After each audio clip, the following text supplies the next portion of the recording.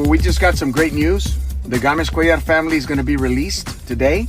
I'm glad that the public pressure really made things happen. This is all because of the people. That shows the power of the people.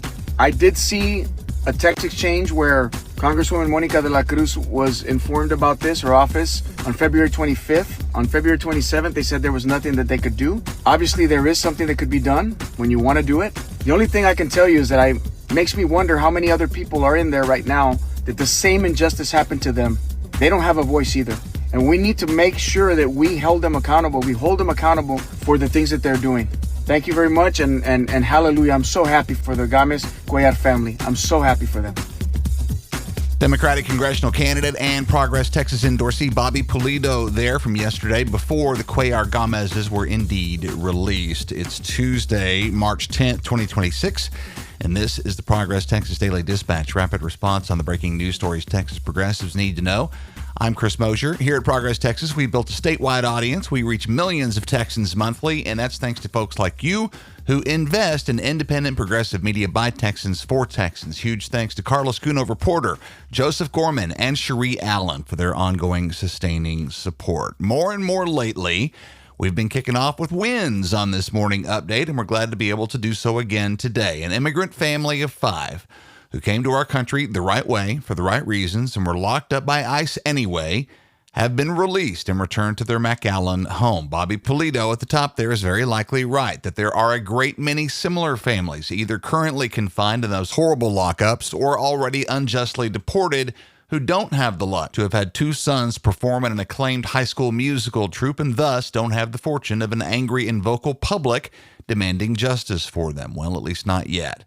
It is indeed a case of the people demanding that their leaders do what's right, and at least a handful of Republicans, at least for the moment, finding themselves unable to continue to turn away from the pain that their own party's policies are inflicting on the people they're supposedly elected to protect. The update from Berenice Garcia at the Texas Tribune.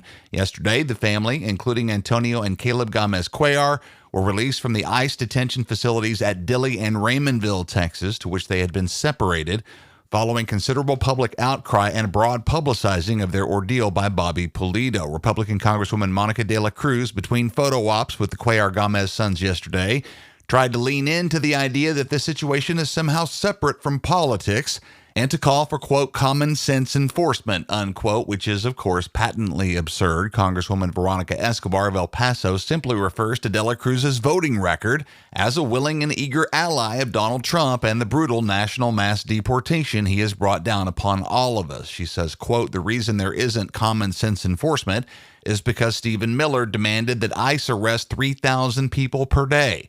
Republicans gave ICE the money to achieve that perverse goal in their one big beautiful bill.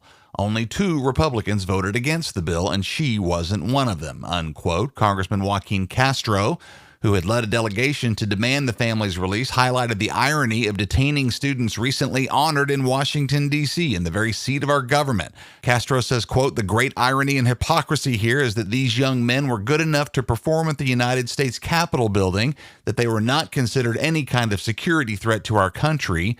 They go from that last summer, less than a year ago, to sitting in a trailer prison with their parents, unquote. And again, it's a win for this family and for basic decency under the national shroud of Trump 2.0. But let's be clear, the next step should be a full, exhaustive review of every single migrant in current ICE custody in search of others who have similarly been wrongfully imprisoned. How many have been snatched from courthouse steps and parking lots after also complying with the requirements of our immigration policies and protocols? We've heard these stories. These people deserve the same outcry and the same justice. And their communities deserve leadership that won't wait to finally snap back to reality when the public pressure becomes too much to ignore.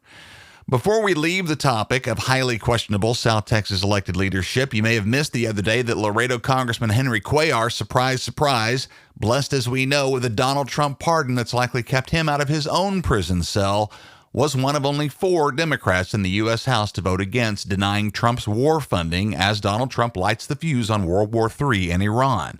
Stephanie Coython at the San Antonio Current writes that last Thursday's Iran resolution failed on a 212 to 219 vote, and given the Republicans' narrow majority in the House, the measure would have passed, and the plug would be pulled on Trump's new adventure in the Middle East had Henry Cuellar and those other 3 Democrats voted in solidarity with the rest of their party. That's one defective Cuellar vote that could prove a difficult one to explain in the coming months. Speaking of the dear leader, we've talked about Ken Paxton's offer to drop out of the race for Senate if the Republicans already elected to that body killed the filibuster in order to pass the Save America Act, which Trump would then be able to use to disqualify untold numbers of American voters prior to the November general midterm election. That turns out to have been a pretty shrewd move on Paxton's part that has, momentarily anyway, stopped Donald Trump from going through with his expected endorsement of Senator John Cornyn. Dasha Brooks and Liz Crampton at Politico write on inside sources who say that Trump is indeed delaying his Cornyn endorsement and that Paxton's strategic gamble has successfully created a window for his allies to lobby the White House against endorsing Cornyn at all. Trump is reportedly irritated by the media accurately anticipating this move on Cornyn's behalf and is now focused on leveraging this endorsement in whichever way necessary to secure this prized legal weapon against the voters of America. While Republicans face significant hurdles in passing the bill due to the 60-vote filibuster threshold, the Texas standoff has shifted the dynamic somewhat in favor of the Save America Act's potential possible passage. What to glean from this? Ken Paxton is one wily guy who will play Donald Trump like a fiddle should he end up in the Senate, to the dire peril of all American citizens. I saw a bar chart yesterday showing that web searches on Jeffrey Epstein have dropped dramatically since Donald Trump took a match to the Middle East last week, but that story's not gone away for good just yet. Clara Bates at the Santa Fe New Mexican says that following a recent uptick in public pressure and protest and the release of millions of FBI files on Epstein, New Mexico state authorities, including the Department of Justice, state police, and the Sandoval County Sheriff's Office, have begun a search of Epstein's former Zorro Ranch, which is now known as San Rafael Ranch, renamed as such by the family of Republican nominee for Texas Comptroller Don Huffines, whose family purchased the property quietly in 2023. And it might be hard to believe, but this is the first thorough and formal search of this property, after years of opportunity to conceal or move any evidence that may have once been present, and it follows the recent reopening of a state investigation into alleged illegal activities at the property, which had previously been halted in 2019 at the request of federal prosecutors then serving during the first Trump administration. State officials acknowledged the difficult challenge of investigating a property for evidence of crimes that happened years ago. There's also been recent construction at the site, ostensibly on facilities for the Christian camp that Don Huffines quickly claimed to be planning once his family's ownership of this cursed place became public. That's icky, to say the least. And speaking of icky, to say the least, more from the Texas Tribune this morning, and reporter Gabby Birnbaum, who notes that while progressives and Democrats have been celebrating record turnout and big primary results lately, their polar ideological opposites and the hardline House Freedom Caucus have emerged from their primary poised to significantly expand their caustic influence within the Texas congressional delegation. Their political arm, the Freedom Caucus Fund, saw 2 of their endorsed challengers win their primaries outright, while a third endorsee is also positioned to potentially further bolster their ranks. The May primary runoffs and the November general election threatened to produce an even more sharply conservative angle for the Texas Republican delegation due to the tendency of GOP primaries around here to boost the fringiest of the fringe. Key to this, the CD2 defeat of the relatively moderate incumbent Republican Congressman Dan Crenshaw of Houston by the more MAGA State Rep Steve Toth, who holds a significant gerrymandering advantage over Democratic nominee Sean Finney.